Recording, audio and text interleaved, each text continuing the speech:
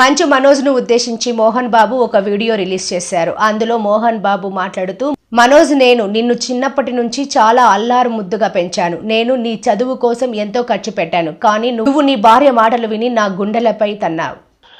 మనోజ్, నువ్వు నా బిడ్డవి. లక్ష్మీ ప్రసన్న, విష్ణువర్ధన్ బాబు, మనోజ్ కుమార్. నిన్ను ఎలా పెంచానురా నేను? అందరికంటే నిన్నే గారాభంగా పెంచానురా. నీకే ఎక్కువ ఖర్చు పెట్టి చదివించాలని ప్రయత్నం చేశానురా. నువ్వు ఏది అడిగినా నేను నీకు ఇచ్చానురా. కానీ ఈ రోజున నువ్వు చేస్తున్న పని బిడ్డల గుండెల మీద తంతారంటారే, అలా తన్నేవరా. మనసు ఆవేదనతో కింగిపోతుందిరా. నేను మీ అమ్మ ఏడ్చుకుంటున్నావురా. జర్నలిజం ఉన్నది లేనిది, లేనిది ఉన్నట్టు రాస్తున్నారా. నువ్వు నన్ను కొట్టడం ఏంట్రా? నా బిడ్డ నన్ను తాకలా. ఇద్దరం ఘర్షణ పడ్డాం కొన్ని కారణాల వల్ల. ప్రతి ఫ్యామిలీలోనూ ఉంటాయిరా ఇవి. లేనివాడు ఎవరైనా ఉంటే ప్రపంచంలో ఒకరున్నారేమో, 1% ఉంటుందేమో. అటువంటి వాళ్ళ ఇంటికి వెళ్ళి కాళ్ళు గడిగి నిద్ర పూసుకోవచ్చు. భారత భాగవత రామాయణాలు చూశావు కదరా. ఏమిటిది? మీ అమ్మ ఎంత కుమిలిపోతుంది ఈ రోజున హాస్పిటల్ చేరింది.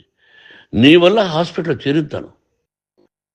చూడు మనోజ్, నీకన్నీ ఇచ్చిన ఈ రోజున నువ్వు నా గుండెల మీద తనడమే కాకుండా అపకీర్తి తీసుకొచ్చావు. ఏదేదో రాశావు, ఏదేదో చెప్తున్నావు. కొంతమంది జర్నలిస్టులు ఉన్నది లేనిది, లేనిది ఉన్నట్టు రాసే వాళ్ళ తత్వం వాళ్ళకి. ఎందుకంటే టీఆర్పీ పెరగాలి. ఇది వాళ్ళ నైజం. మనం మార్చలేము. వాళ్ళందరి మీద మన కోర్టుకు వెళ్ళలేము. వక్ స్వాతంత్రం అంటారు, ప్రజాస్వామ్యం అంటారు. ప్రజాస్వామ్యంలో కూడా కొన్ని హద్దులు ఉన్నాయి. ఇది నీకు తెలుసు అనుకున్నా. ఎంత మంచి నటుడివి నువ్వు. నీ భార్య మాటలు విని తాగుడుకు అలవాటు పడిపోయావు. వింటున్నావా మనోజ్? ఎవరిని నమ్మాలో ఎవరిని నమ్మకూడదో పరిస్థితి తీసుకొచ్చావు. విద్యాలయాలు ఎంత గొప్పవిరా. మనం 25% కులమతాలకు అతీతంగా ఫ్రీ ఎడ్యుకేషన్ ఇస్తున్నాంరా. క్యాస్ట్ అనేది తీసేశానురా 92లో ప్రాస్పెక్ట్స్లో. నువ్వు చదువుకున్నావురా. అక్కడ చదువుకున్న బిడ్డలు IAS, IPS అయ్యారా. ఎంతోమంది గొప్పవాళ్ళు అయ్యారా. నువ్వు నటుడుగా ఎంతో గొప్పవాడివి. తాగుడికి అలవాడబడి నువ్వు నీ భార్య ఇంట్లో బిహేవ్ చేస్తున్న విధానం ఆ భగవంతుడు సర్వేశ్వరుడు తెలుసు. భగవంతుడు చూస్తున్నాడు రా. నేను తప్పు చేసినా, నువ్వు తప్పు చేసినా, ఎవరు తప్పు చేసినా. ఎంత అవకాశం ఇచ్చావు మాట్లాడుకునేదానికి అందరికీ. ఇన్ని సంవత్సరాల్లో మన విద్యాలయాల్లో ఒక్క తల్లి కానీ ఒక తండ్రి కానీ ఏమైనా చెప్పారా? ఆ బిడ్డలు మన బిడ్డలు రా. మీరెంతో నాకు అక్కడ ఉన్నవాడు కూడా నా కూతుర్లు, నా కుమారులు. ఎంతమందికి ఫ్రీ ఎడ్యుకేషన్ ఇస్తున్నావు. వాడి దగ్గర ఏది ఆశించలా. నువ్వు ఎందుకు ఇలా తయారైపోయావు?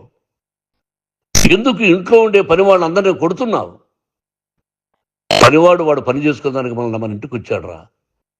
ఆ పనివాడిని కొట్టడం చాలా మహాపాపంరా. నేను వేరురా. నేను దండించడం వేరురా.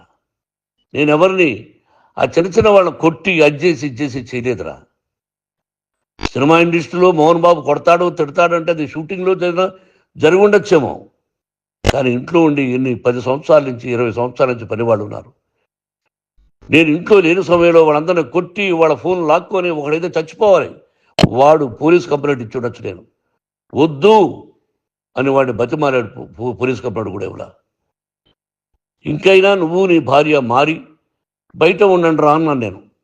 లేదు డాడీ, తప్పు చేయలేని ఒకసారి వచ్చావు, మళ్ళీ తప్పు చేశావు, మళ్ళీ వెళ్ళావు, మళ్ళీ ఈసారి తప్పు చేయనన్నావు. ఏమండి వీడు తప్పు చేయడం అని మీ అమ్మ చెప్పింది. ఇంట్లో పెట్టుకున్నా. మళ్ళీ నువ్వు చేస్తున్నది, ప్రతిరోజు నువ్వు తాగుతున్న విధానం నీకే తెలుసు. ఇది ప్రజలు నమ్ముతారా లేదా అనవసరం నాకు. నేను నీకు చెప్తున్నా, ఇంతటితో పులి స్టాప్ పెట్టాలి. 3 రోజుల నుంచి రకరకాలుగా రాస్తున్నప్పుడు నా మనసు ఆవేదనతో ఉంది. మళ్ళీ చెప్తున్నా, Mohan Babu university is greater than temples. బిడ్డలను కాలేజీలో చేర్చుకునే ముందు చెప్తారు, అన్నయ్య ఎంత ఉంది యూనివర్సిటీ రూల్స్, ఇది మా పద్ధతి, మీకు ఇష్టమైతే చేర్చండి. గవర్నమెంట్ బిడ్డల్ని గవర్నమెంట్ ఏమి ఇస్తుందో ఇంత పర్సంటేజీ, వాళ్ళకు కూడా మీ దగ్గర ఎందుకు డబ్బు తీసుకుంటున్నాం అంటే దానికి అర్థం పరమార్థం చెప్పాము. దొంగతనంగా తీసుకోలేదు, ప్రతి దానికి చెక్కులు ఉన్నాయి, అది అకౌంట్ ఉంది. దానిలో తప్పులు జరిగితే డిపార్ట్మెంట్ ఉంది, కాలేజీలో ఇంకేమైనా తప్పు జరిగితే గవర్నమెంట్ ఉంది. ఇవన్నీ నీకు తెలుసు. ఈ రోజున ప్రపంచంలోనే నెంబర్ 1గా చేయాలని మీ అన్న కష్టపడి ఇతర దేశాల్లో నెంబర్ 1 యూనివర్సిటీ టైఅప్ చేశాడు. ఈ రోజు నువ్వు చేసిన విధానం ఏమిటి? నువ్వే ఒకప్పుడు నాకు ఇవి ఏమొద్దు నేను యాక్టింగ్ అన్నావు, ఈ రోజున ఏం చేస్తున్నావు? విద్యాలయాల మీద పడ్డావు. తల్లిదండ్రులు చాలా గొప్పవాళ్ళరా. కొంతమందికి డబ్బు కట్టలేకపోవచ్చు, కట్టని వాళ్ళకు కొంత సహాయం చేసావు, అంతా సహాయం చేయలేము. బ్యాంకుల్లో డబ్బు కట్టాలి, లెక్చరర్స్కి డబ్బులు ఇవ్వాలి, యూనివర్సిటీ బ్రహ్మాండంగా నడపాలంటే మంచి లెక్చరర్స్ కావాలి. ఇవన్నీ తెలిసి చేస్తున్నావురా 32-33 సంవత్సరాల నుంచి. అది పక్కన పెడితే అందరినీ కొట్టడానికి వస్తావు, మీ అన్నం తిడతావు. ఒక వ్యక్తి వినయ్ గారని ఆయన వ్యక్తి హెల్ప్ చేయడానికి వస్తే ఆ వినయ్ ఎవరు లజ్జాగుడికి చంపేస్తాను వాడు అన్నావు. ఇవన్నీ ఎంత తప్పురా? అంటే మీ నాన్నగారికి ఎవరు సహాయం చేయడానికి వస్తే వాళ్ళందరినీ లజ్జాగుడుకులు అంటావు, చంపేస్తానంటావు. మీ అన్నను చంపేస్తానన్నావు, చంపరా చూద్దాం మీ అన్న, నేనే అన్నా, తాకరా నీ ధైర్యం ఉంటే అన్నా. ఎంతమందిని చంపాలనుకుంటున్నావు, ఎంతమందిని చేయాలనుకుంటున్నావు, నువ్వు ఏం సాధించాలనుకుంటున్నావు? ఆలోచించుకో. ఈ ఇంట్లోకి అడుగు పెట్టడానికి నీకు అధికారం లేదు. ఇది నా కష్టార్జితం. మా నాన్నగారు 10 రూపాయలు 10 పైసలు కూడా ఇవ్వలేదురా, మంచి జన్మనిచ్చాడు మా నాన్నగారు. మద్రాసుకు వెళ్ళి వీధుల్లో అడుగు తిన్నాను రా, ఒక పూట కూడా భోజనం లేకుండా అడుగు తిన్నాను రా. న్యాయంగా మోహన్ బాబు తిడతాడు కొడతాడంటారు కానీ మోసగడనం లేదురా. నీట్ పార్లమెంటేరియన్గా బయట వచ్చాను రా. నువ్వు నా పరువు ప్రఖ్యాతులు మంట కలిపావు. ఏమిటి నేను చేసిన అన్యాయం? నీకు జన్మనిచ్చాను, అదా నేను చేసిన పాపం. అందుకే ఇది నా ఇల్లు అన్నావు. నువ్వు నీ ఇల్లు కాదు, నీ కష్టార్జితంతో నువ్వు సంపాదించుకున్న ఇల్లు నీది. ఇది నా డబ్బు, నా కష్టార్జితం. నా కష్టార్జితంలో నేను పిలిస్తేనే మీరు ఇంట్లోకి రావాలి. అటువంటిది పోగొట్టుకున్నావు నువ్వు. ఆస్తులు అంటావా, ముగ్గురికి సమానంగా రాయాలా లేదా అది నా ఇష్టం. ఆస్తులు ఇస్తానా, లేకపోతే గంగపాలు చేస్తానా, లేకపోతే ఎవరికైనా దానధర్మాలు చేస్తానా, అది నాకు సంబంధించిందిరా, నా కష్టార్జితం రా. మీరు చేస్తున్న విధానం గుణగణాలు కావాలరా. మందు తాగచ్చురా, ఎంత తాగాలి? నేను కూడా 1 or 2 పెగ్స్ తీసుకుంటా. ఇది తప్పు కాదు, జనానికి తెలియాలి, నా డబ్బు ఇది. తాగి ఎవరిని కొట్లా, తాగి నేను తింటున్నా, అది ప్రజలకు అక్కర్లా. నేను తప్పు చేస్తేనే ప్రజలకు కావాలా. ఇవన్నీ ఉన్నాయిరా, ఇవన్నీ తెలుసుకో.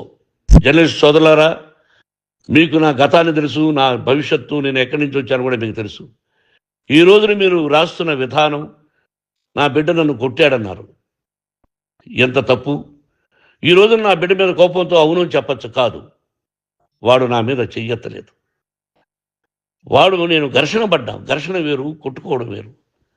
గాయాలతో హాస్పిటల్కి వచ్చి కుంటుకుంటుగా నడిచాడు. మళ్ళీ ఏమని పోలీస్ స్టేషన్కి వెళ్ళి చెప్పాడు.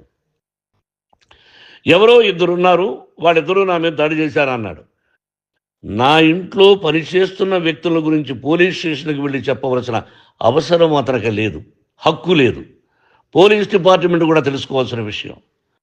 నా ఇంట్లో ఉండే వర్కర్స్ మీద నేను కంప్లైంట్ ఇవ్వాలి. నువ్వు పర్మిషన్ లేకుండా నా ఇంట్లోకి నువ్వు చొరబడి ఇల్లు నాదంటూ ఇంట్లో పనిచేస్తున్న వర్కర్స్ మీద కంప్లైంట్ ఇచ్చావు. అది ఎంతవరకు పోలీసు న్యాయమో రూల్సో చూద్దాం.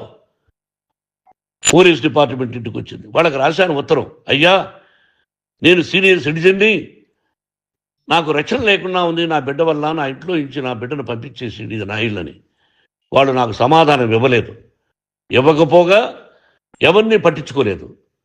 ఇప్పుడు పోలీసు వాళ్ళు వచ్చి ఏమండి రూల్స్ ప్రకారం నా బిడ్డ ఇంటికి రాకూడదంటే మాకు హయ్యర్ డిపార్ట్మెంట్, హయ్యర్ అథారిటీ వాళ్ళు ఫోన్ చేశారు, మీరు ఎవరిని స్టాప్ చేయొద్దండి, బయట నుంచి ఎవరైనా వస్తే వాళ్ళని స్టాప్ చేయండి అన్నారు. 2 రోజుల నుంచి 10 మంది 20 మంది వస్తున్నారు. వాళ్ళు అలా చూస్తూ నిలబడ్డారు, వాళ్ళు ఫోటోలు తీసుకున్నారు, వాళ్ళ మీద మళ్ళీ వదిలేస్తున్నారు. ఎవరిని నిందించాలి? But I give respect to the police department. వాళ్ళకి ఎవరు ఏ అధికారి ఫోన్ చేశాడో, ఆ అధికారికి ఏ పొలిటీషియన్ చేశాడో అది వాళ్ళకే వదిలేస్తున్నా. కాబట్టి వాళ్ళు పోలీస్ కంప్లైంట్ ఇచ్చినా కూడా మేము సంబంధం లేదని అంటున్నారు. కాబట్టి నేను నా బిడ్డను నిన్ను నాపు చేస్తున్నా. నువ్వు ఇంట్లోకి వచ్చే అధికారం నీకు లేదు. నువ్వు వచ్చి నీ బిడ్డను తీసుకెళ్ళు. సంతోషం, నువ్వు రాలేదు, నీ బిడ్డను జాగ్రత్తగానే చూసుకుంటావు. Take care your daughter, that's all. మీ అమ్మ హాస్పిటల్లో అడ్మిట్ అయింది. రేపో ఎల్లుండో మీ అమ్మను పిలిపించి బాగైన తర్వాత ఇదిగో నువ్వు నీ కొడుకు బిడ్డను తీసుకెళ్ళి వాడికి అప్పచెప్పని చెప్తాను పోలీసు వాళ్ళ ఆధ్వర్యంలో. ఇది 100% జర్నలిస్టు సోదరులారా, పులి స్టాప్ పెట్టండి. మీకు కుటుంబాలు ఉన్నాయి, మీ యజమానులకు కుటుంబాలు ఉన్నాయి. మీ కుటుంబాల విషయాలు, మీ యజమానుల కుటుంబాల విషయాలు మేము ఎవరు జోక్యం కలుగు చేసుకోరా. మేము నటీనటులం. మాది తప్పుంటే నటుడుగా నన్ను ఫెయిల్యూర్ అని రాయండి, నా నటన బాగలేకపోతే రాయండి. బట్ ఇంటి లోపల సందులో నుంచి చూస్తూ తప్పు చేస్తున్నామని ఉన్నది లేనిది ఉన్నట్టు రాయకండి. మీకు నా హృదయపూర్వక నమస్కారాలు. ఇన్ని రోజులు హృదయపూర్వకంగా ఎంకరేజ్మెంట్ చేశారు. ఆ ఎంకరేజ్మెంట్కు నమస్కారం చేసుకుంటూ I love you all. I love you police department. మీరు న్యాయంగా ధర్మంగా నడుచుకోండి, ఎవరికి తొత్తుల్లాగా ఉండొద్దండి అని మనవి చేసుకుంటూ నేను సెలవు తీసుకుంటాను. Thank you very much for all the journalist. ఇక్కడ పులి స్టాప్ పెట్టండి. Thank you very much.